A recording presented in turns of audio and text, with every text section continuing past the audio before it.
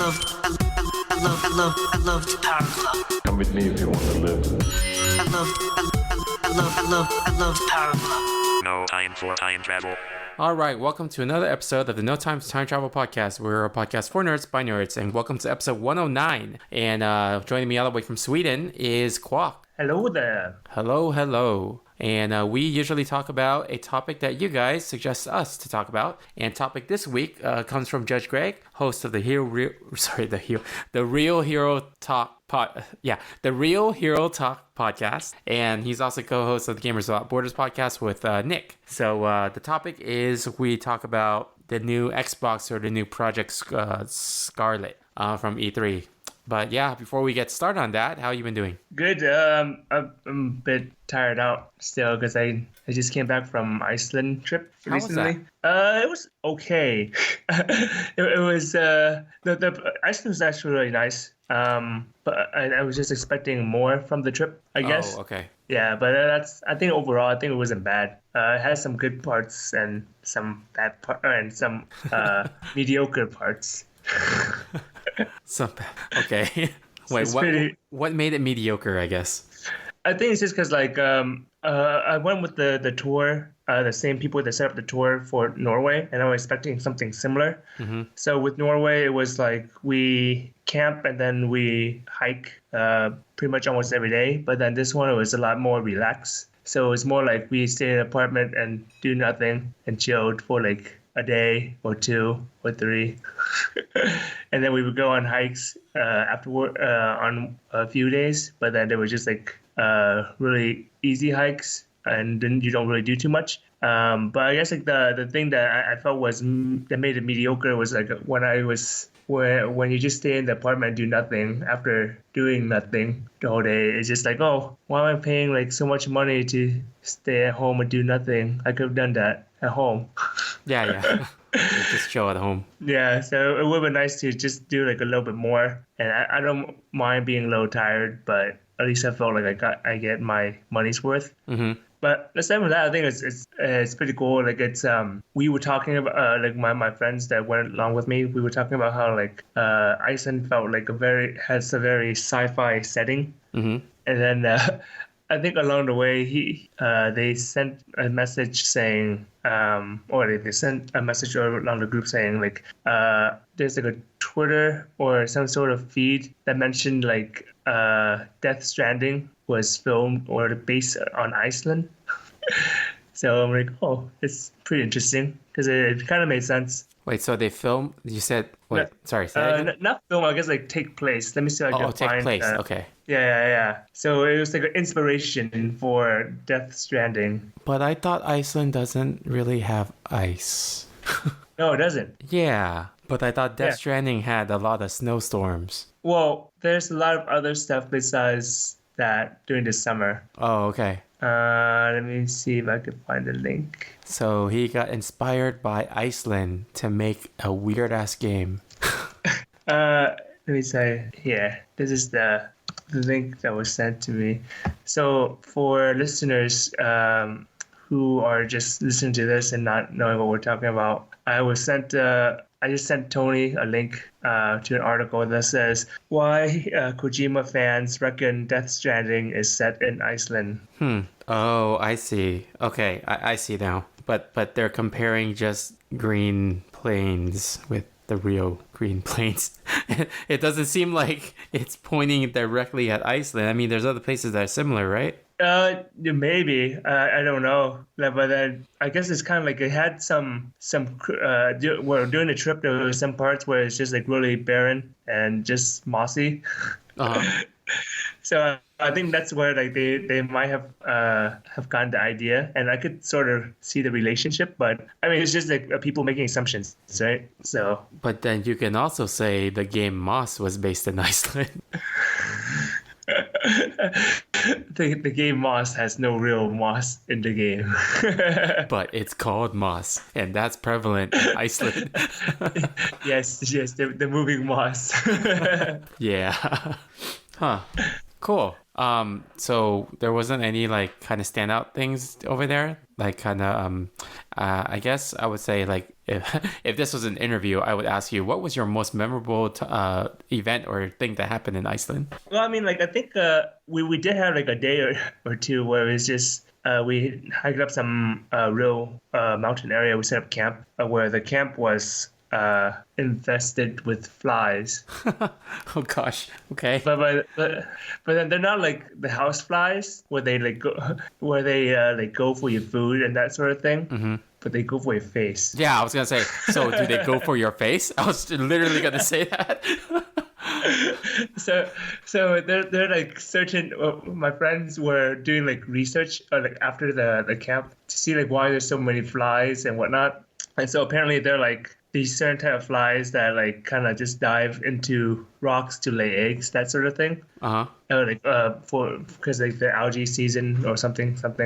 So apparently like humans were probably like known to them or like seen to them as like giant rocks. So that's why like they dived into your face.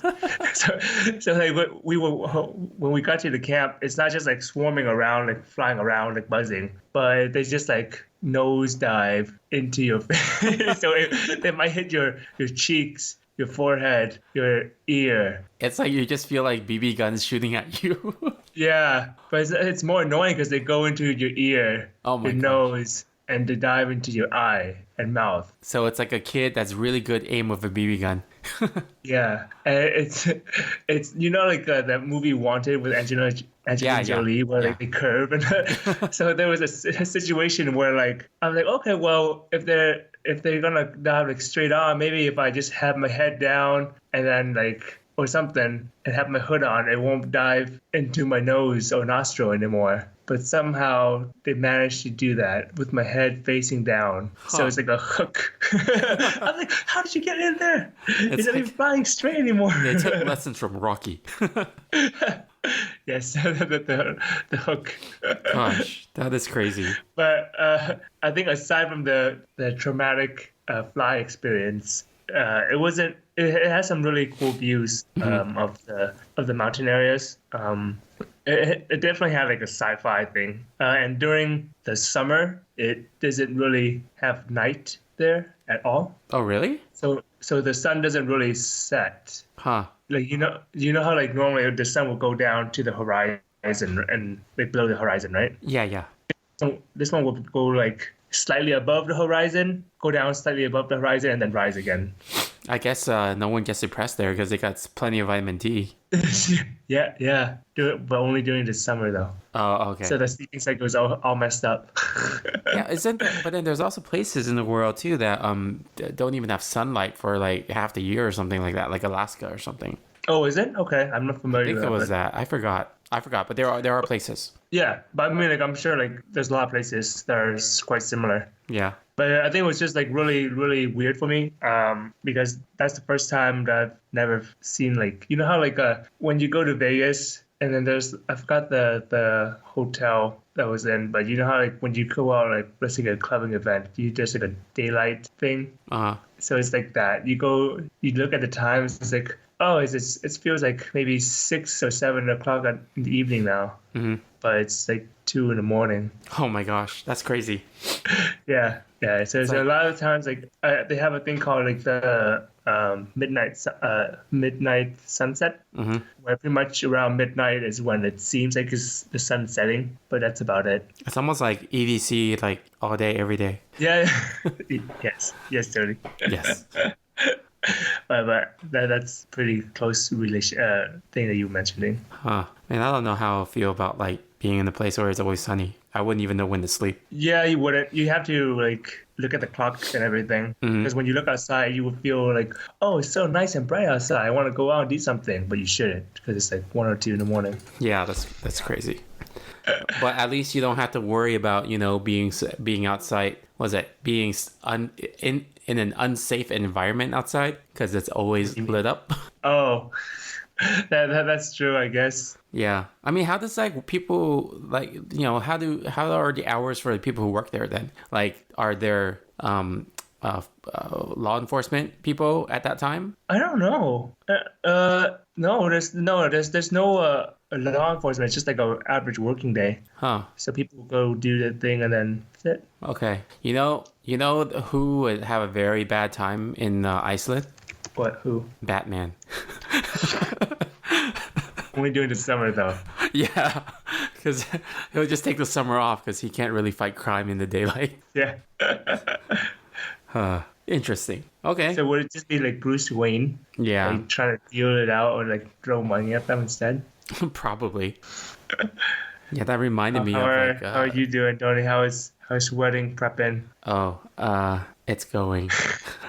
We're finalizing a bunch of the invoice payments right now, so there's a lot of that going, and then also doing the music list, and I'm also finalizing some of the designs for our signs.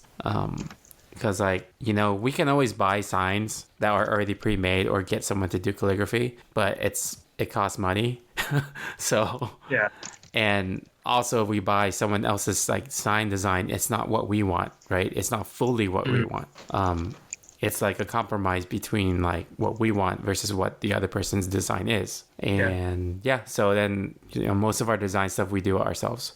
So Okay. yeah, that part just takes a lot of time. I think the biggest time for me right now, the biggest thing that takes a lot of my time is prepping the slideshow. So that's been a lot of my time. Prepping slideshow. Okay. The wedding slideshow. Yeah. Yep. So yeah.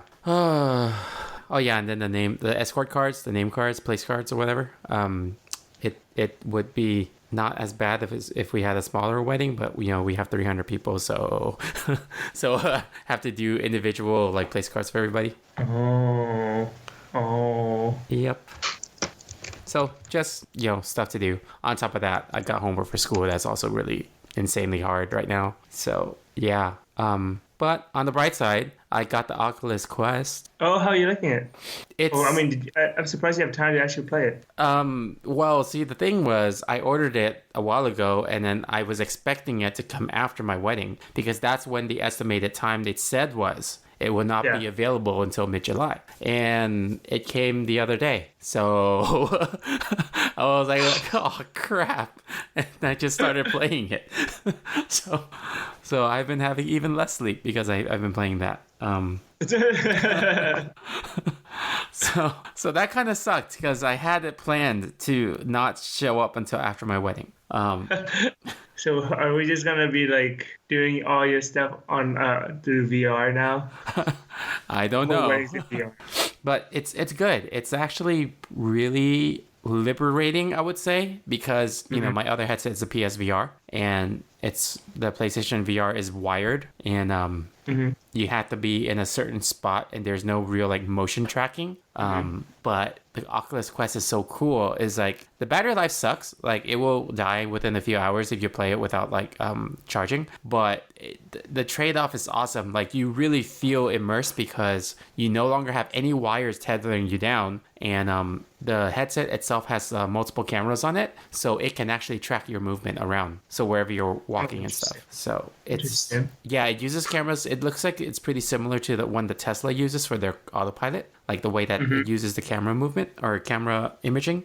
And and then you could set like your play area like before you start, because it has cameras. You can actually see your surrounding in the camera first, and then you use your controller to define your actual area that you want to play within. So then it will remember to put a barrier up. So while you're playing, if you hit too close to the barrier, it blocks you from it. It says, "Hey, you're going out of bounds." So you're still in a safe zone. So it's pretty cool. Yeah, that sounds cool. Yeah. And I saw some demos for Moss. What game was I playing?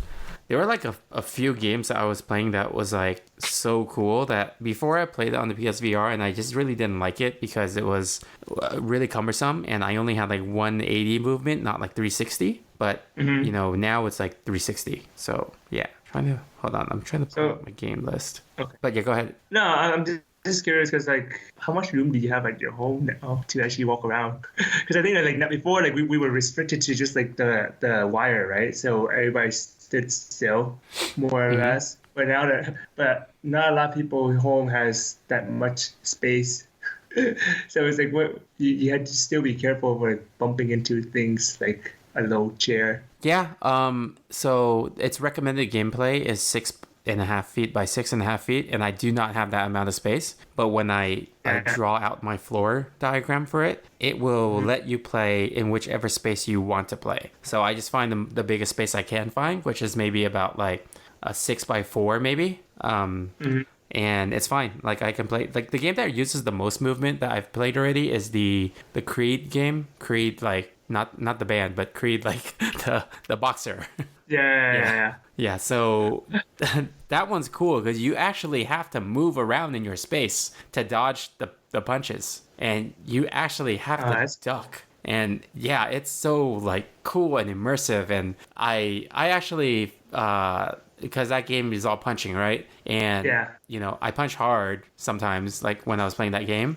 So I started feeling my shoulders like become really sore from that game. So it was pretty cool. Is it well, I mean, is it? I'm just trying to figure out how. Oh, I mean, I guess like is the game kind of like Super Punch Out? Yeah, it's pretty much like Super Punch Out. Yeah, that's what a lot of people compared it to. It's one of the few VR games that lend really well to VR with like it's like a super well done VR clone of Punch Out using Creed characters, I guess. So yeah, and Rocky's in there too. And then I haven't tried the mini games yet, but apparently in the mini games there are some training sessions that mimic real life training sessions for boxers. Oh, interesting. Yeah. And then there's also this other game called Box VR, I think. It's another boxing game, but it's like all these colorful things come towards you, kind of like Beat Saber. But instead of using a saber, you're boxing. Like you're punching them, doing right hooks and doing uppercuts and doing jabs like to the music.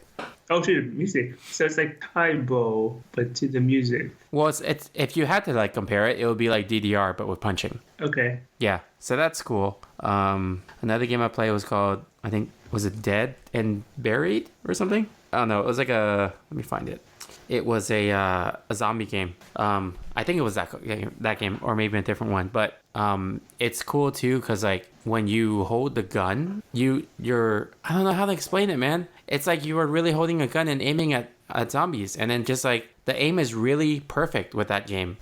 Like however you think your aiming should be, like that's how you should do it in VR. It's just like I always had this impression, like because PSVR's like tracking is really bad, so I always had this impression that, you know, it's inaccurate. It's not going to be like ever perfect, right? And okay, the game's called Drop Dead. And in this game, Drop Dead, like the aiming is perfect. Like when you hold your gun up and you look at the sight, and if it's aimed at the zombie correctly and you fire, it's like exact. It's exact, and it's cool too because then it's dual hands, right? So then the other hand, I could be holding a melee weapon like an axe. So so it's like I'm shooting in one hand, and then the other zombie's coming from the other end, and I'm like just like killing them with the melee weapon. So it's like really like I don't know, man. It's just like so hard to explain without experiencing it yourself. Yeah. That sounds cool. Yeah, it's cool. It's just like I wish you could show this on the screen so that people can see. Otherwise, it's just awkward when someone comes to your house and then you try to play the game with them, but then you give the headset to them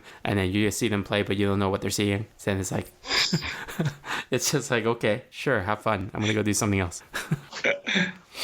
But yeah, there's like a bunch of other games too. But those were, I think the game I played the most of was Beat Saber, the Creed game, the Box VR game, and the that last one I just told you about, Drop Dead. Yeah, which is plenty of games right now, but I have other ones I haven't played yet. It sounds like a lot of games already. Yeah, I know. Drop Dead is really fun. It's an on-rail shooter, but it's just really fun. Like, yeah. There's also Fruit Ninja. I tried playing a little bit of that too. It's all right. It's what you expect. It's just Fruit Ninja. You're holding samurai swords and just slicing it. Oh, okay. Yeah. I wanted to get Moss, but I don't know if I would have time to play it because... It's more... It seems like it's something that requires more time. Yeah, it's like an action-adventure puzzle. So... Yeah. It's... Yeah. And it costs $29.99, which is pretty expensive right now for a VR game, so... Oh, okay. Yeah. Yeah, other games, most of them were like $20, like $19.99. Okay. Oh yeah, Dance Central. I bought that because I figured I would like that game. I haven't played much of it yet, but that's a pretty decent game too. There's 32 songs in it that are you know, big hit songs, and then it's pretty much like Just Dance, but you're in VR. Just stands for VR. Okay, I guess so. Yeah, but I'm yeah, just thinking about like size now. size for what? Size, the The exercise program. exercising thing. Yeah, the moves in Dance Central are pretty similar to that, where you have to like do choreographed moves like that. Interesting. Yeah, but yeah, Dance Central, it's also cool because then it plays off the idea that you're in this world and you have like different friends that you can contact through your phone. And in VR, you have to like pick up your phone and go to the screen and then like navigate with your other hand on that phone. Like use your finger to like go to the apps, and that's your interface on how to like run the game. That's your game menu. So Have you found that it's less buggy than like the normal VR glove thing? yeah, this is way less buggy. Like I was so impressed with how close with tracking it was, because the PSVR is pretty bad. Oh, really? Okay. PSVR, you use the controllers, but it also needs the camera in front of your TV. And then if you turn like more than halfway, then it doesn't recognize you anymore. So Okay, interesting. yeah, it's not good. Like it's decent for what it is. It's fun. It's good for like stationary play. It's not good for like moving around. All right. What? Yeah, I'm still just wrapping my head around like VR being good. Yeah, I know. I was hesitant. I was really hesitant about getting the Quest. But then I started seeing like reviews about the games on it, and then the system itself always got like 9 out of 10 or 9.5 out of 10 from all the people that reviewed it, and they were saying this is the milestone of VR. This is the main point where VR will be like for the masses. So that kind of pushed me to get it. And so far, like, you know, it's good. Like it's the same games that are kind of like graphically downgraded from the Oculus Rift. But it's so much better to have that freedom of movement with no wires. Yeah, I mean, I can imagine, because I think that the Oculus Rift, I tried it once and it was nice, but like I found myself like accidentally wrapping my arm around like the wires and stuff. Yeah. And like there's restriction and just like head turning. Yeah, you don't have to worry about that with this. Like, it's so nice. I cannot explain how nice it is that there are no wires involved. Like that, you know, for me personally, like I don't even play my PSVR much because of how much wiring I have to like connect and ensure that it's connected, and how much like all the different things I have to turn on and then loading up the PS4 too, and then loading into the game. Like there's just so many steps to get to it, and I don't have much time as it is, right? So Right. it's like, and then if I move my PSVR headset from my fiance's house to my house, all that wiring I have to redo. It's just so not convenient, and that's pretty much 80% of why I don't play the PSVR as much as I should.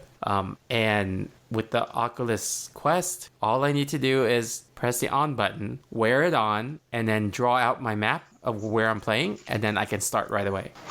Like, Oh man. it's Now I'm kind of curious to try, because like you know how like back then, like a few weeks ago, I was on like the trip to go climbing, right? So like my friend I went with, he bought the Quest as well, and then he forgot to bring it with him while we were doing our downtime, and I was like, man, it would have been nice. And then when we got to the place, that was super spacious. He was mentioning, oh man, this would have been the best place to try it out. For that, I have no experience with it. All I have are your words. now you have two people's words. Yeah, no, like stop it. Yeah, no, like if I had like a, it's so funny. I was just thinking about like, because we're doing dance lessons for our wedding, right? So we rent out like dance floors at this one place like to practice, and I'm just thinking maybe I should just rent out the entire place and just use it for VR. Because that would be so much room. Yeah. But yeah, no, like when you're back in town, yeah, definitely I'll let you try it out. Cool. I'm excited. Yeah. But anyway, let's move on to the news.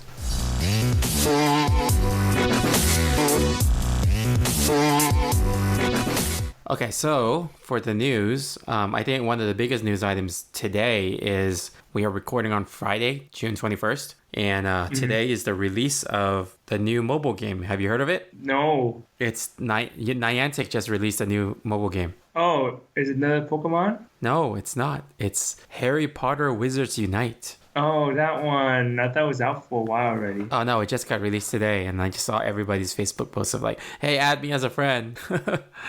Oh God. Okay. Well, are you on that bandwagon, Tony? I actually was curious, so I downloaded it, and I don't know if I'll be playing it because I like my battery life. So, but like it looks like it's the same kind of like roaming around finding magical artifacts and creatures. Yeah. But like instead of like throwing a Pokeball, now the screen will show you like a kind of like a symbol you have to trace. And as you're tracing that, that's kind of like you with your magic wand doing the magical like. Oh right. So, Yeah. Like you make the one yeah. signal sign thing. Yeah. Yeah, but yeah, I don't know if this is gonna be as big because I haven't heard as many people like talk about this game. Mm-hmm. So we'll see. We'll see how it goes. Let's see. I just logged in right now just to see what the screen is. So do not play Harry Potter Wizards Unite while driving. Okay. It just sounds like Pokemon Go all over again. Yeah. Okay, just picked up an herb. And the nice thing about this game, though, is that there is a lot of instructions on how to play it versus like the other game where it was just random. Yeah. This game, like when you start it, like there's like Harry Potter does go over a bunch of stuff with you. And then there are things like Pokestops. They are just places, I guess. Mm-hmm. Yeah. So yeah, I don't know. It's whatever. Yeah. It sounds like a okay thing. Yeah. It's annoying that they use the same look of the map as Pokemon Go. So they just colored it a little bit more rustic to make it wizardy. But I mean, like it's the same with Pokemon Go. I think there was a game previously too, right? Not by Niantic, but like it might have been Niantic. Yeah, it was or Niantic. something. I know what you're talking Oh about. yeah. So they just reskinned it because that game wasn't popular, but then just put an IP over it. Yeah, that's pretty much what happened. What was it? It was Ingress or something like that? Yeah, Ingress. Yeah. Yeah. Oh man, that's so crazy. Niantic just blew up after they got the Pokemon thing. Oh yeah. Pokemon's big, man. The moment you get that IP, you get, and I mean, it's good on them because like it matches so well. Mm-hmm. Oh well. Yeah. The story for the new one, for the Harry Potter one, it seems a little bit forced because it's like, how are you gonna like make it like a roaming game? So they were just talking about how magical artifacts are being like released to the world. There's that risk of the wizarding world being revealed to the humans. So you have to go around and try to like protect that from being released in the world. And so find all the magical stuff and then bring it back. And it seems pretty forced. Yeah, I mean, at this point, it's just a money-making thing for me, from my point of view. Yeah, I mean, because Pokemon, right? You only have to give a story. Yeah, we know we have to go around and find Pokemon and catch them. Like that. That's just naturally how it is. Yep. Yeah. Do you have any news item? No, I don't know what's going on the past 2 weeks. Oh, okay. Let me pull up some news stuff. You heard about... Oh, yeah, Anthem. Not Anthem. Apex Legends, they said they're never going to make a sequel. So, okay. There's that. Oh, interesting. I mean, that's fine. Yeah. Let me see. I'm just going through some video game headlines. This opinion article. Skipping E3 didn't hurt PlayStation, but it hurt E3. Oh, that's interesting. Yeah. It was fine. Well, I guess like now that I'm back to it, I'm sure like listeners, you've caught up. But were there anything at E3 that made you like it or miss it? Mortal Kombat. Well, Mortal Kombat. They had Mortal Kombat booth there, and you got in line to play. Oh, okay. I feel like you're just going to like one of your cons again. Dude, Kombat. I played too much Mortal Kombat there. Like, I played it at the booth for Mortal Kombat, which you would get like a little like pin, or not pin, but it's a little coin. And and then I also played Mortal Kombat at another place where they were trying to demo the joystick that they were trying to sell. Uh-huh. And then I played Mortal Kombat again at another area where they were demoing their gaming seats. And I was just like, I didn't even care for the product. I just like, oh, Mortal Kombat. I just went over there and played it. I was like, oh, I'm at E3. Time to check out all the games like Mortal Kombat. Yeah. There were some games that were cool. I played a game called Biomutant. There was another. Oh yeah. It's like a XCOM-ish thing, supposedly, right? It seemed more like an action platformer. Oh, really? Okay. Yeah. That's nice. It wasn't turn-based. It was more like when it's the regular like grunts that you fight are more like you know what? I would say the game's a little bit more like God of War. There's also like when you fight the big things, then there's near the end you could actually get, jump on them, and then you have to do some more like button presses, and then it goes like crazy cinematics about it. And then you have a rage mode. It just seems like God of War, but a little bit more platformy, I would say. Yeah, and you play as someone that looks like Rocket Raccoon from Guardians of the Galaxy. Oh. I played Destroy All Humans. That was cool, kind of. I didn't really know the point. I was just going around destroying humans. What other game do I remember playing? Oh yeah, the Monster Truck game, which was pretty too real, I guess. It's like almost like a simulation of driving a monster truck. So I did not like that. I saw people playing the Zoom Zoom game. The Simpson game? Zoom Zoom? You know Zoom Zoom. They have a Nintendo Switch Zoom Zoom party, I think, or Zoom Zoom festival. So that's coming out. I saw people get in line for that. People were also playing the new Dragon Ball RPG game, Dragon Ball Z. Did you get a chance to play it? No, I didn't really care for those, and the lines were too long. I wanted to play Luigi's Mansion, but the line was way too long for that. Oh, interesting. Yeah, Luigi. I heard like it looked really good. Yeah, even the booths were like really good. They actually made like a giant like hotel entrance out of it with like people that were the people like that were making the like looking at the lines and stuff.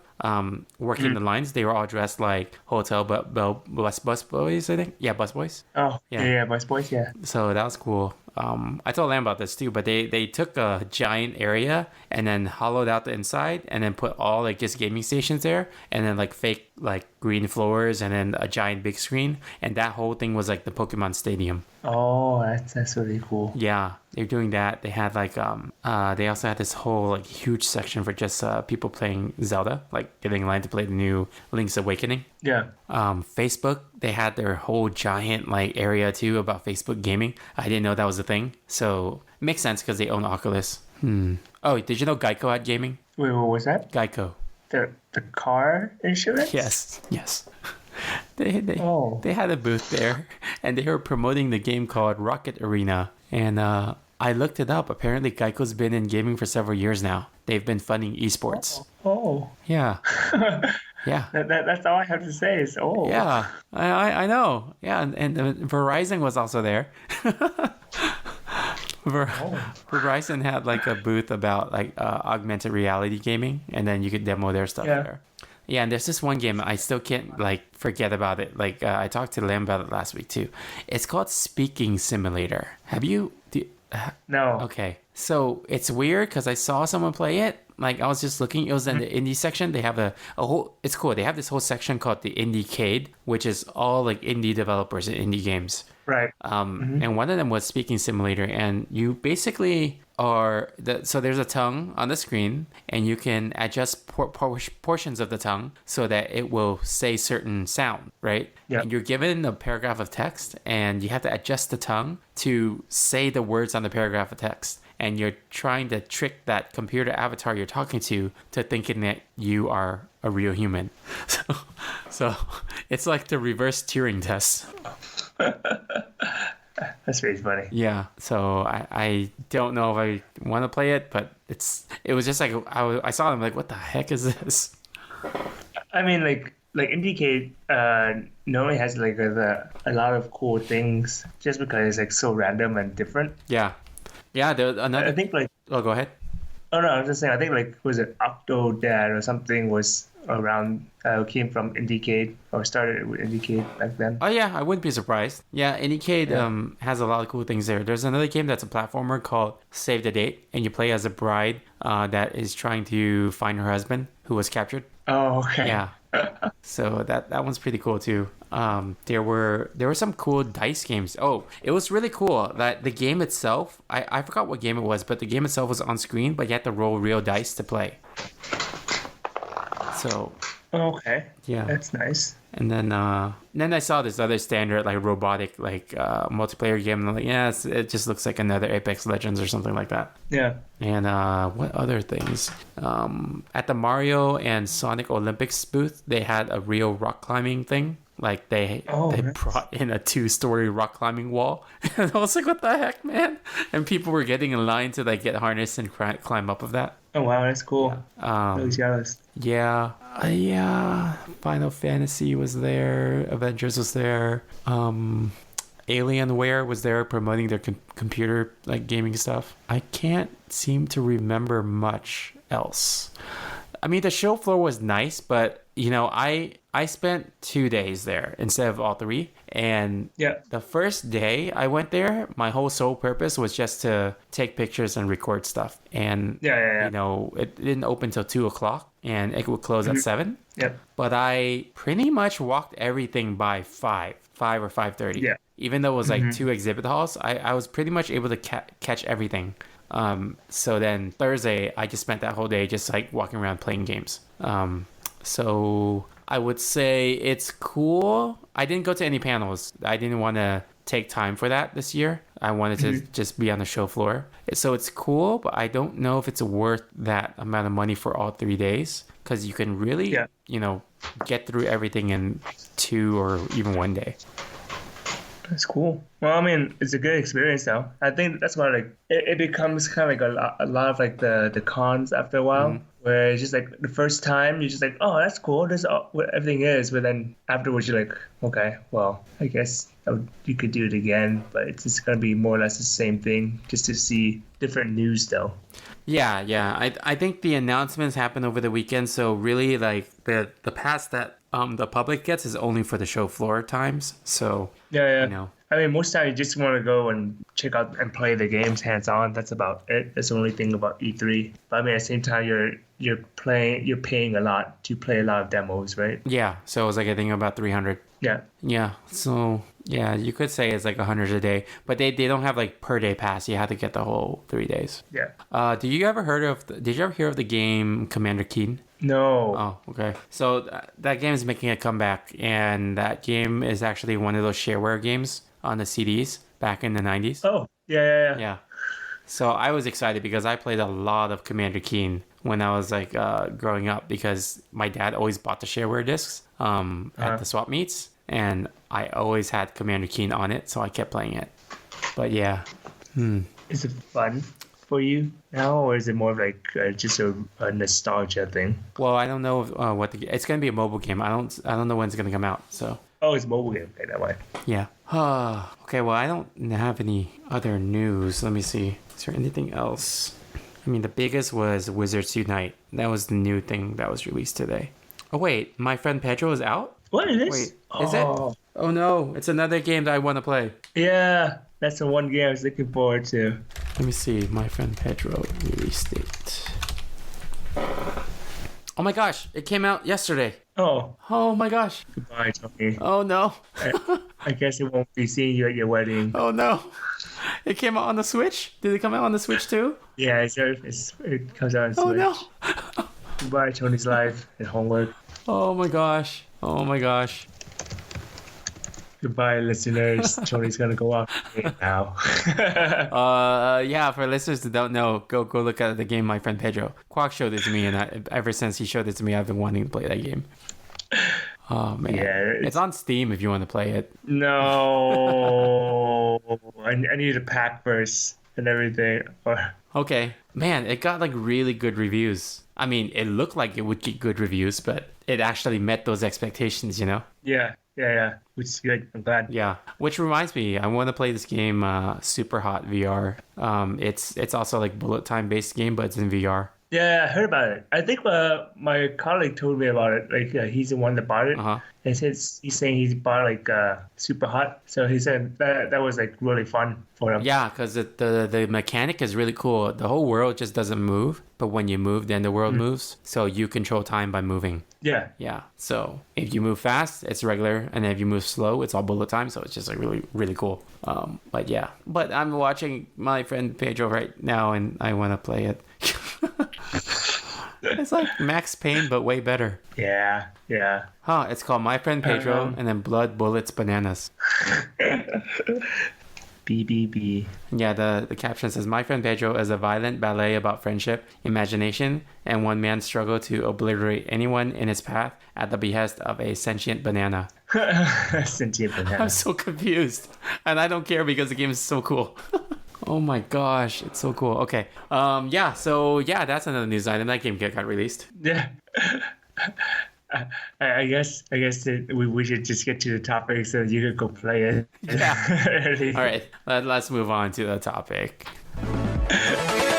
All right, so the topic is sorry, what was it? Because I got distracted with my front page.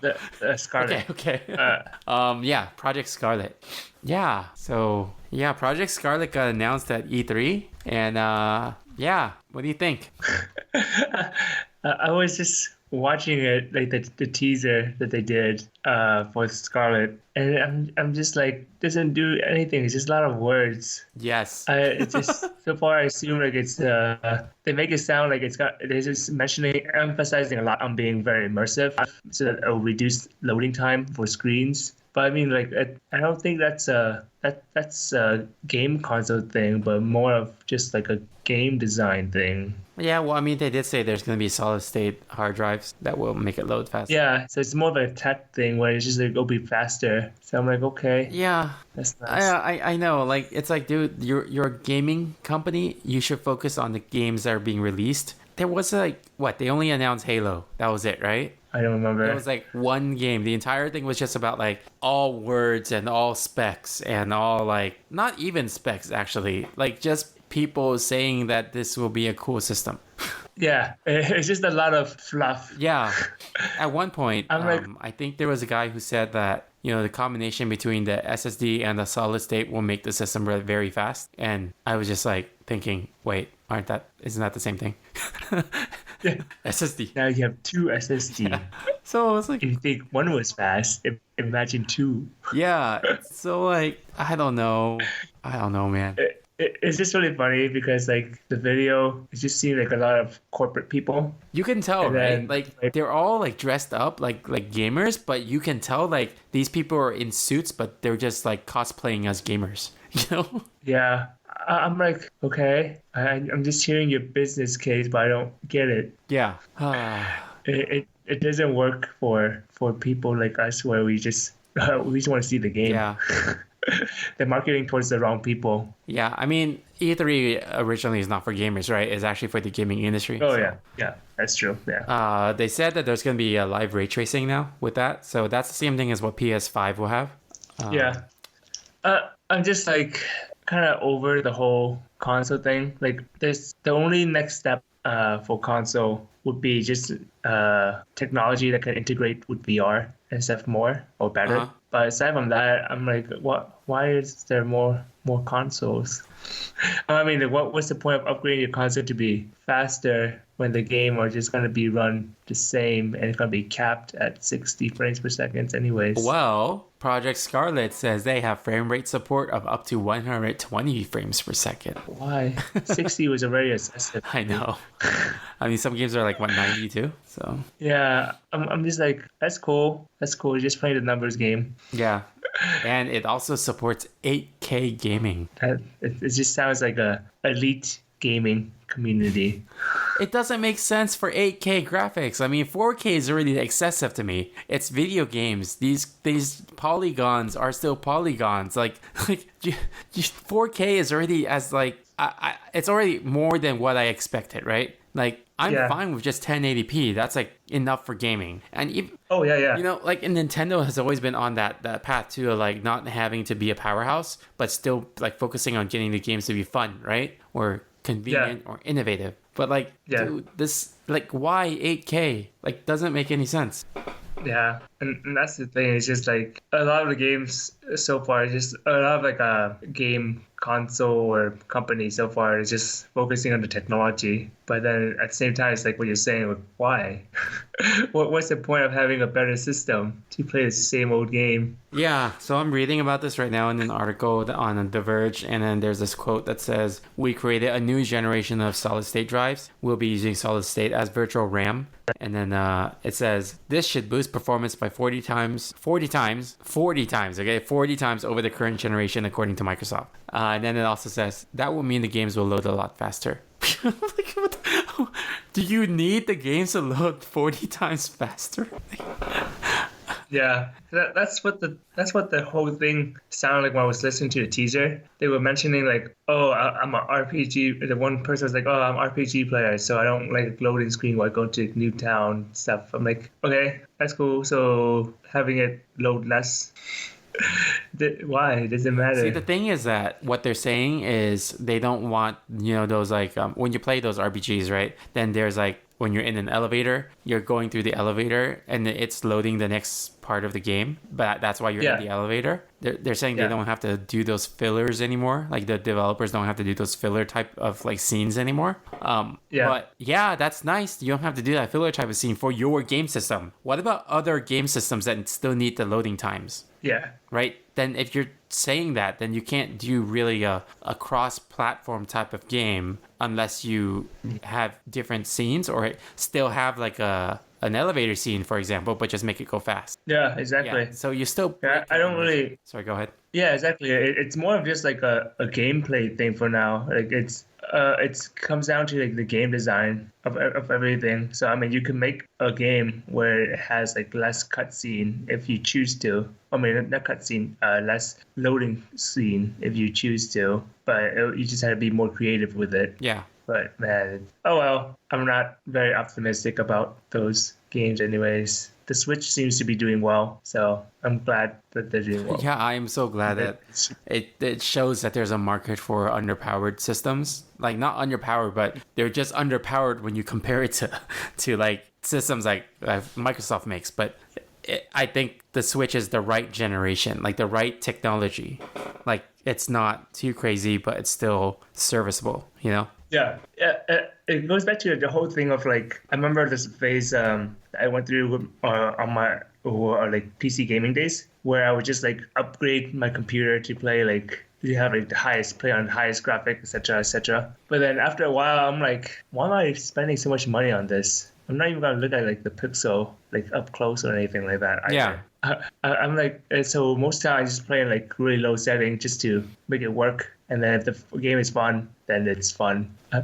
If it shouldn't like consume like my whole power, the power hardware power or anything like that. It should just be simple and fun. Playing a game for how fun the game is, not for how nice it looks. Because after a while, it's just become standard how everything should look. So you just like, there's no point to upgrading. Yeah, I agree, because like, for example, going back to Mortal Kombat, I have it for PS4 and I have it for the Switch. The Switch version looks like crap, but they downgraded the graphics so they can keep the frame rate at 60 frames per second. So it's so much more convenient to play on the Switch, and I play way more Mortal Kombat on the Switch than I ever do on the PS4. And it's all because of the game, it's not the system. Like, the PS4 no doubt has like way more powerful graphics than the Switch, but they're way too focused on that. It's not convenient because it's a console sitting there, and then load times suck. But then if I say load times suck, then that's why they're doing this whole load time thing.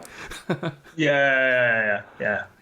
And actually that's why I think the Oculus Quest will succeed, because the Quest is actually a lot more underpowered than the Rift. Because the Quest runs off a Snapdragon processor, which is like a mobile computing processor. Right. But it's the full experience of the Rift, plus you don't have wires. The games are not as graphically strong as the Rift, but that doesn't matter to me because you have so much more freedom and immersiveness. Yeah, you're building a foundation, right? A strong foundation, and not just putting a whole bunch of cosmetics and stuff over it just to hide like the flaws. Yeah. So but what do you think about Halo Infinite, the one that's going to be announced with? Yeah, it's becoming like a Battlefield now. Yeah, too much Halo. I saw the teaser for it that they played through the Scarlet, I think, or what they say it would look like on the Scarlet, but it's just a cutscene, and it looks meh. It's gameplay's still gonna be fun. Yeah. We're not too happy with this announcement. Yeah. And that is our take on the Scarlet. Yeah. So there you go, Judge Reg. That's what we think. Okay, so let's move on to the mailbag. You got mail. You got mail. You got mail. You All right, so the mailbag. The question last week was, what technology would you like to see next in video games? Like in terms of progressing. Yeah, just like what kind of technology that you think would be cool for video games to have. Like, for example, last week we were talking about holographic gaming. Oh yeah. 'Cause, I mean, I think that's like the next step I kind of want to see as well. It's just more like something more like AR, but without like the phone Ah, or like some sort. that's a good way of putting it. I didn't even think about that. That's pretty much Yeah. what it is. Yeah. Because then I think that's the only limitation now is that we need something to project it on, right? And then, but we just want to play like Yu-Gi-Oh. But then what about AR in terms of like Pokemon Go? So what, you're gonna see holograms of like Pokemon everywhere you go? I forgot. Did you go with us to Disney World, Nope. Tony? Oh, okay. Well, one thing that was cool is just like if the world around us is more like tech savvy and whatnot. So if let's say like there's certain if like the technology and everything was up and there's like certain holographic spots or something, we can actually it'll be nice to just go to those spots and then unlock the Pokemon or to show you do some sort of code or something with some sort of maybe like a card reader. Gosh. Then you can show like it'll show like the Pokemon will pop up and it's like, oh, here's the Pokemon with like if you imagine Pokemon Go or something, right? Hey, so I think Hung and Steve just talked about this when we were on my bachelor party trip and how you three spent your entire day collecting some kind of Disney princess thing. Yes, it was so awesome. Can you talk about that? Yeah, so I completely forgot about the name of the game, but what happened is you are given a deck of cards with your Disney characters. So pretty much it could be Peter Pan, Little Ariel, that sort of thing, Tarzan. And there are, around Disney World, there are hidden areas where you can scan the card over like a mirror thing. And sometimes from afar, it'll look like it's just like a regular thing. But when you scan it through like the sensor, it's like a video instead. So it shows up and you start battling sort of thing, quote unquote, where it's just like they just play some random animation. And after you defeat them, you just collect more cards. So essentially, it's just like Pokemon Go, but the more primitive version without the phone. You take a card, you go find wherever it is on the map, and then you scan it, or like not the map, you just, if you see like a certain insignia, you go over there, you scan it, and then you'll reveal that there's like a certain villain and then you defeat the villain, and the representative nearby will give you the next batch of cards, that sort of thing. Yeah, it sounds like Yu-Gi-Oh. Yeah, but it's super fun. Oh, It's like Pokemon Go and Yu-Gi-Oh. that's funny how I say it. It's like Yu-Gi-Oh. Then yeah, but it's super fun. Like Yu-Gi-Oh is not fun. Sorry, but it's more mobile. Yeah. Yeah. Okay. That goes in line with what we talked about last week. So John Layola from the One Track Gamers and One Track Punk, he says full VR. So full VR, something like The Void. And then Sword Chomp says same. So have you done The Void yet? I've done something similar, but not The Void. Okay.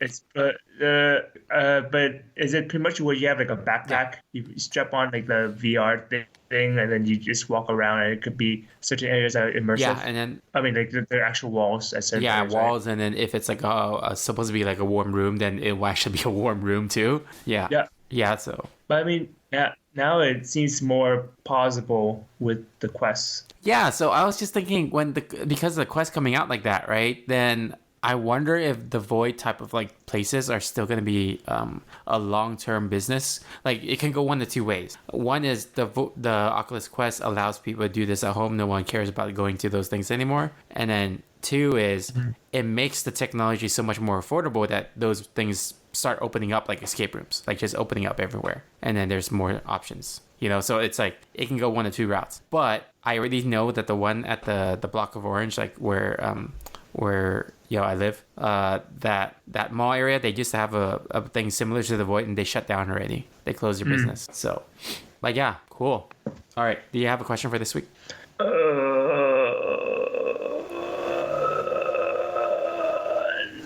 thinking. I'm not gonna edit that sound you made out, and I'm gonna increase the volume of it. As it gradually gets longer and louder and more annoying. I guess. What are correct? Let me know if you guys asked this already or talked Sure. about this already. What are your speculation on PlayStation not showing up for E3? Oh, we haven't talked about why. Huh, that's a good question. Yeah, because I mean, it's kind of weird because they announced their PS5 and then they just didn't show up at E3. What do you think? Oh man, it's so hard because I haven't been keeping up with the news about PlayStation. I'm actually just imagining. I'm just imagining, an intern like being charged with scheduling E3, and then You just forget. and then he forgot, and then he just comes into the office and is like, "Sir, so E3 is coming up, and I have some good news and bad news. The good news is everyone's aware of PS5. The bad news is I forgot to schedule you in."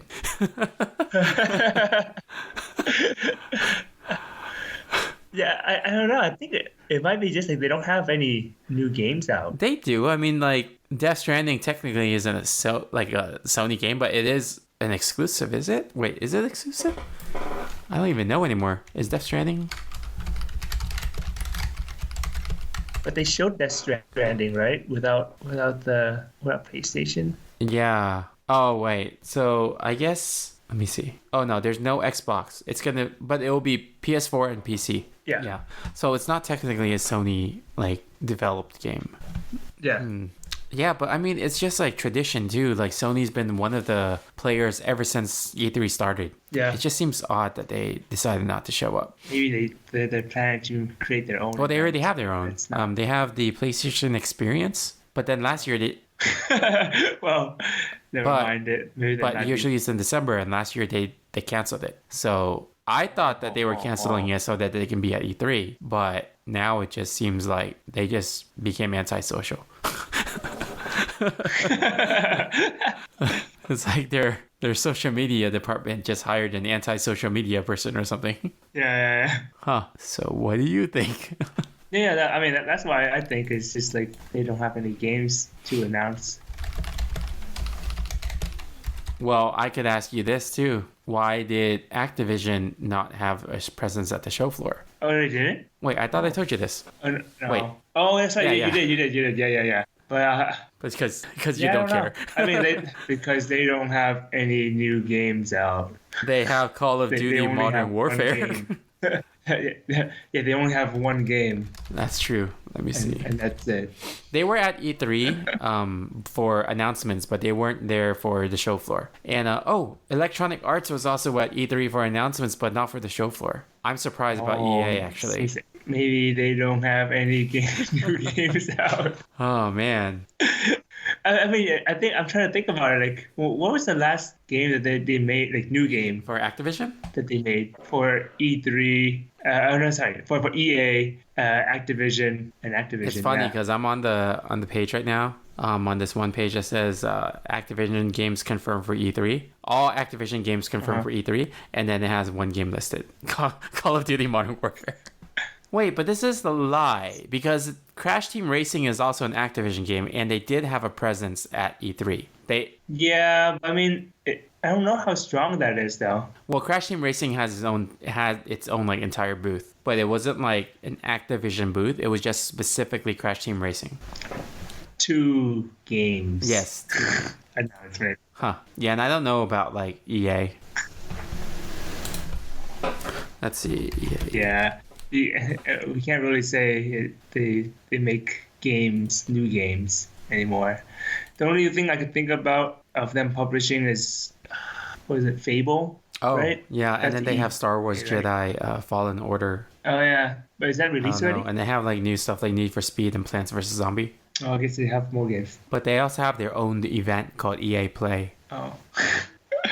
Maybe they're more focused on their own Yeah. events. Oh my god. Yeah, I feel like it's like we call it a boy band, Yeah. a break of a boy band, where one person think they're better than that they have more to offer, and just like silently break off and do their But own then thing. still performing in the same venue, like, because For now, EA Play had a 3-day event that was starting on June 7th, Friday, June 7th. That's like right there. Like that's the weekend before E3. So EA Play concurrently happened while E3 was happening.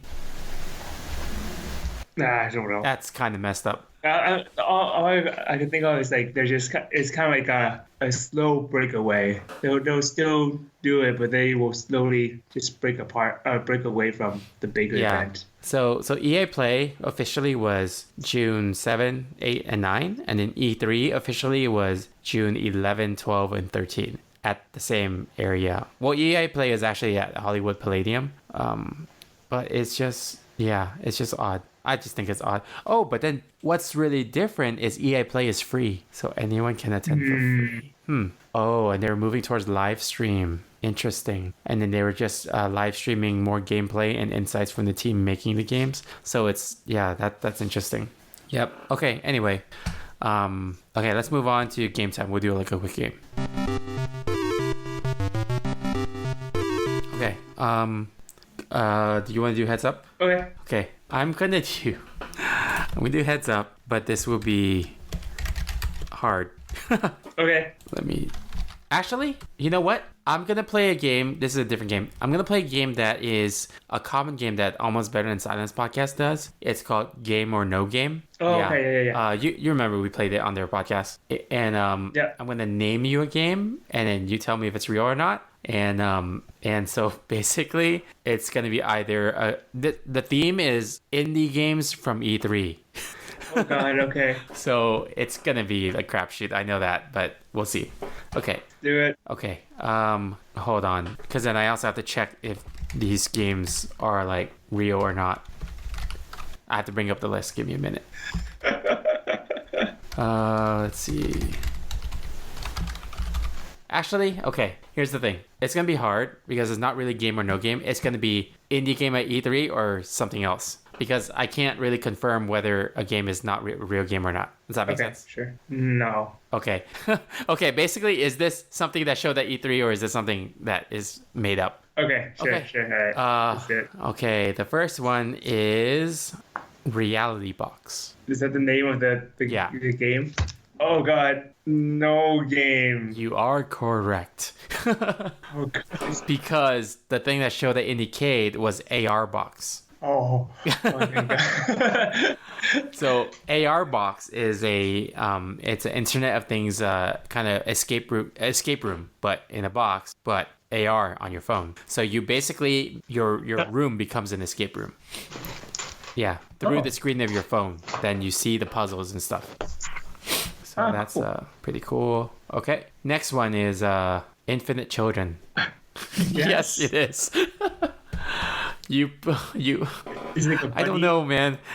You play as members of a family questing for life extension treatments for their children, while long dead relatives, as well as yet to be born descendants alike, send you messages through time, hoping to shape your way.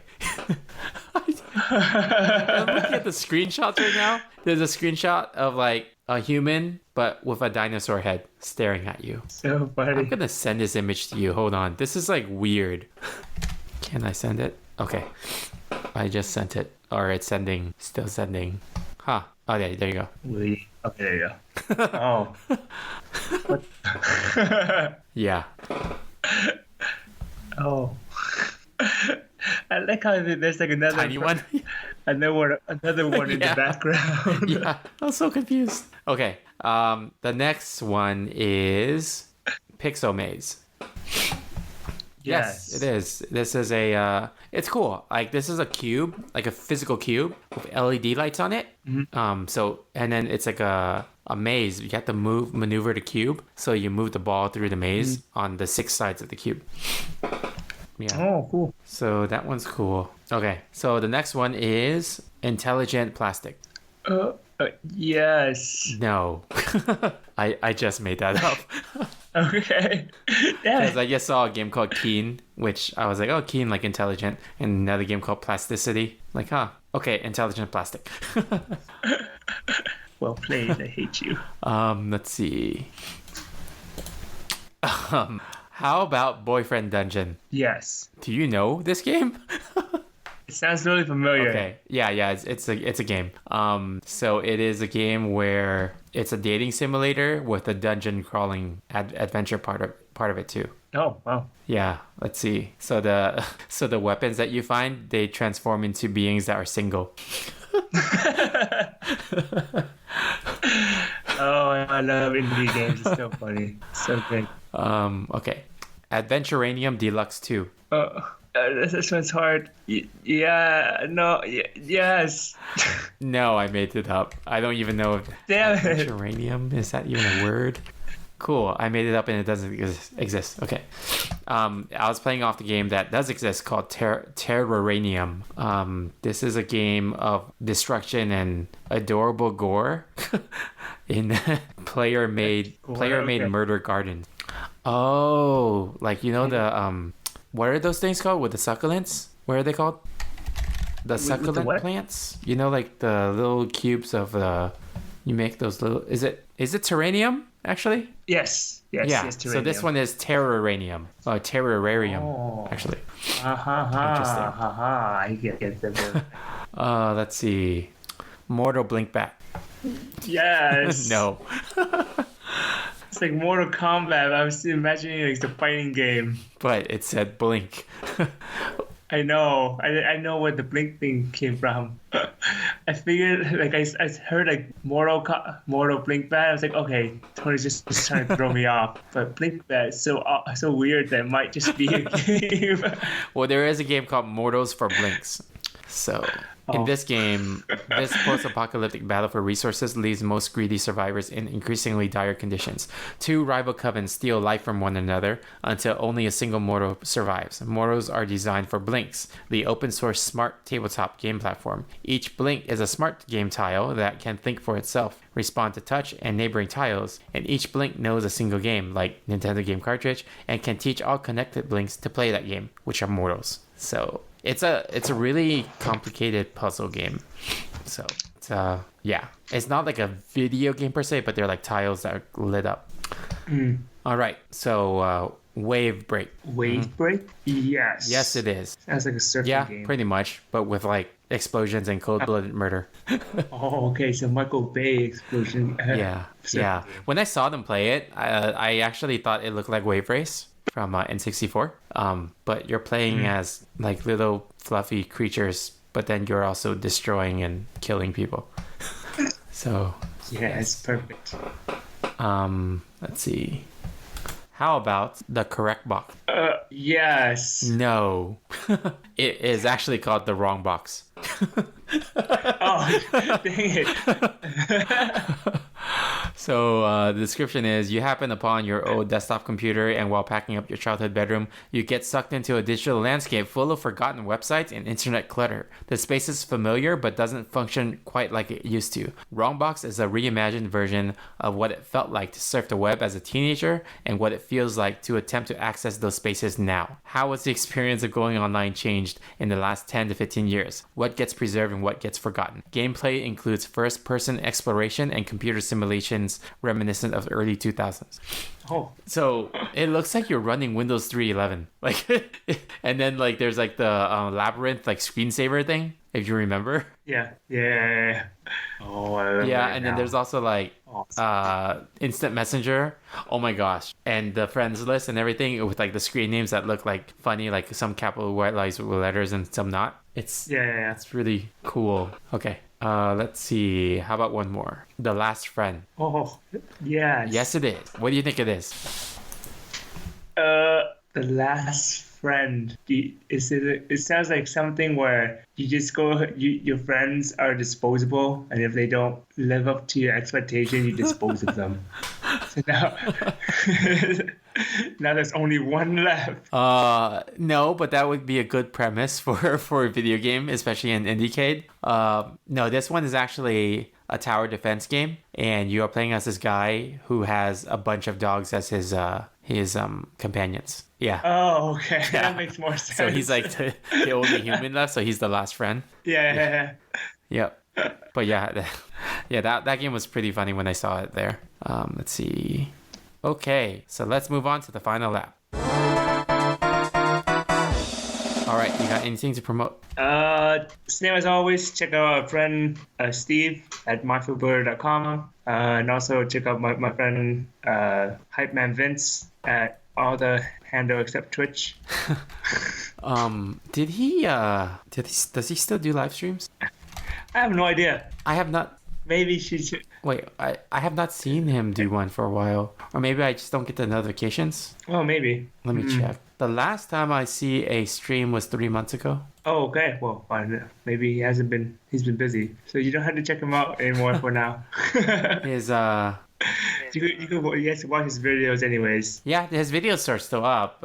It's just I haven't seen new ones lately. He must be busy. Yeah. His Instagram is also inactive since 3 months ago. Oh, okay. This is busy. Maybe you should check to see if he's okay. Yeah. Well, that's all I have His to plug. Twitter is also last active 3 months ago. Everything's like last 3 months ago. Huh. Oh, Interesting. well, ignore what I just said it then, guys. Okay. All right. Well, we are on all social media, NTFTT Pod, Facebook, Twitter, Instagram, YouTube, Twitch. I haven't been on Twitch for a while because the games I've been playing don't have the streaming option. So when I get back, I will get my friend Pedro for the Switch, and I will be streaming that at some point. So, and I will also be streaming the story mode for Power Rangers, because that got released the last few months. But yeah, okay. Well, I guess no time for time travel. Signing off. Herdiger and Warp Speed. See ya. Bye. I loved Power Glove. Come with me if you want to live. I loved Power Glove. No time for time travel.